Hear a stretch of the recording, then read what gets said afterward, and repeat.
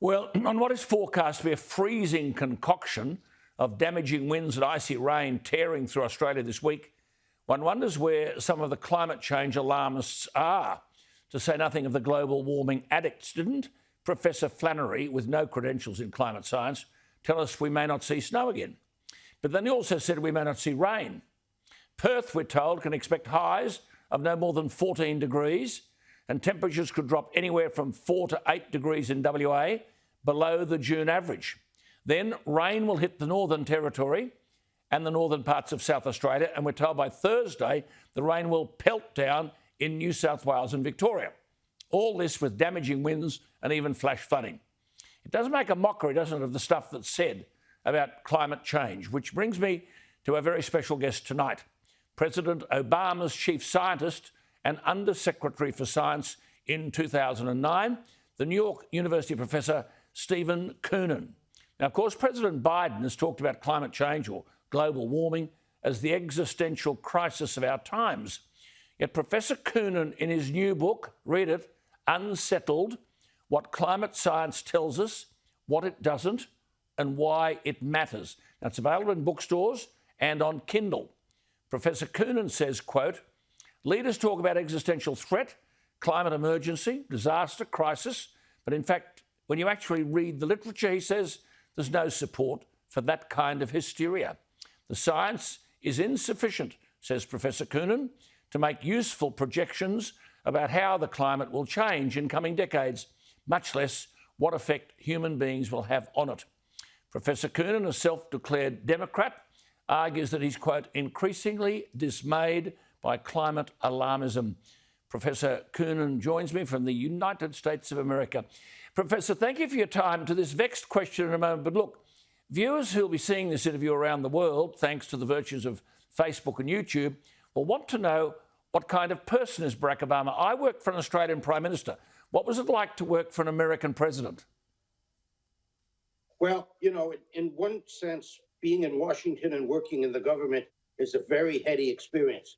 It all comes together, the economics, the policy, all of the people in the country weighing in various ways. In another sense, though, I'm dismayed that many of the political decisions are just that. They're informed by the science, but they take many other factors into account. And so as a scientist, one often has to hold one's tongue as the political leaders make whatever decisions they're going to make. That's an interesting comment, because holding your tongue. To climate change, you say the science is insufficient to make useful projections about how the climate will change, yet we already seem to have accepted the settled science and are proposing fairly drastic responses, net zero carbon dioxide emissions. I mean, isn't the concept of settled science an oxymoron? Of course. Science is all about uncertainty and trying to reduce that uncertainty. There are some things we know about the climate pretty confidently, but there are many other things that are yet to be understood sufficiently. You're saying that what the media, politicians and activists say about climate science has drifted so far out of touch with the actual science as to be absurdly and demonstrably false. Indeed. And, you know, I wrote the book to try to get past that set of filters that filter information for the public and go right back to the UN and government reports and the original literature and make those accessible to people. But I mean, every professor, every alarmist who opens his mouth tells us that temperatures are rising, sea levels are surging, ice is disappearing, there's heat waves, storms, droughts, floods, wildlife are on an ever-worsening scourge of the world. You're saying the scientific facts don't support that alarmism.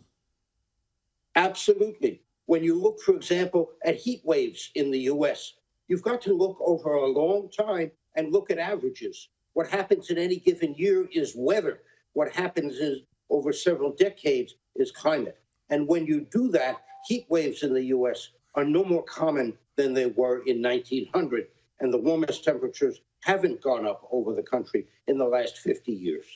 Professor, I note you saying that human beings have had no detectable impact on hurricanes, that Greenland's ice sheet isn't shrinking any more rapidly today than it was 80 years ago. The extent of global fires has been trending downwards. The rate of sea level rise has not accelerated. Professor Koonin, how have we reached this alarmist point? Well, there are many players trying to put out climate information. The politicians, the media, the academics, the NGOs, and they all have their motivations to get it not exactly right. The media, most of them, if it leads, it leads. The politicians, I like to quote a statement from H.L. Mencken, who was a U.S. journalist in the early part of the 20th century. And he said, the purpose of practical politics is to keep the public alarmed by a series of mostly imaginary threats so that they can be clamoring to be led to safety. Frightening. Keep them alarmed. I mean, let me just tell my viewers, this man you're listening is the author of over 200 academic papers. He was the chief scientist of BP, a brilliant physicist, and appointed as the Senate-confirmed Undersecretary of Science under the Barack Obama administration from May 19, 2009 to November 19, 2011.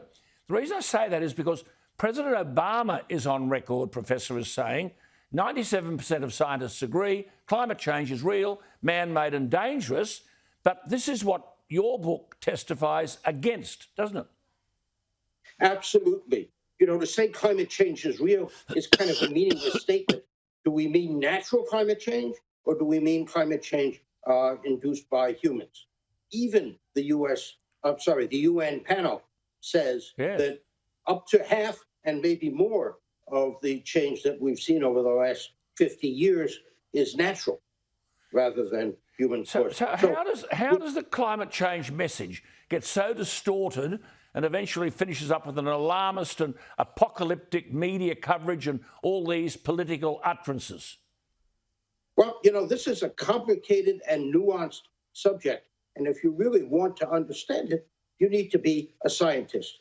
And of course, most people can't read the reports, and so they have to rely on media and politicians, and so the messages get garbled. Doggerel. I mean, Professor, governments are making expensive and extravagant decisions based on this ideological corruption. Yes, and I'm very worried that the real existential threat from climate change is that we take precipitate and large-scale actions to reduce our emissions, which would cause major changes in society and have very little real impact on the climate. Amazing. So just before you go, Joe Biden's climate alarmism, I read people who know what they're talking about saying it's almost entirely wrong. Policies like Paris will fix little at a high cost. Do you agree with that? Yes, I do. There may be some benefit. People believe in Paris in trying to get the whole world to move in this direction. But if you look at what the Chinese and the Indians are saying, who are key to reducing emissions, they're not buying very much of this at all. It's wonderful to talk to you. I hope we can talk again. Gosh, a breath of fresh air. I mean, I don't mean to offend you. Who on earth is listening to someone like you? Because the alarmists seem to be winning the day. Well, I'm finding it very difficult to get a voice in the liberal media. Yes. But fortunately, a number of leaders in academia and industry are listening and have reacted very favorably to the book. Good on you. You keep at it. We'll certainly tell people to read the book. It's great to talk to you. Thank you for your time. Wonderful to chat. They're not at all. See, there's Professor Steven Koonin. I mean, what are you going to say? Complete opposite of everything we've been told. The complete opposite of everything we heard today from Canberra. H.L. Mencken, who wrote, the whole aim of practical politics is to keep the populace alarmed by menacing it with an endless series of hobgoblins. Hobgoblins are frightening spirits, most of them imaginary.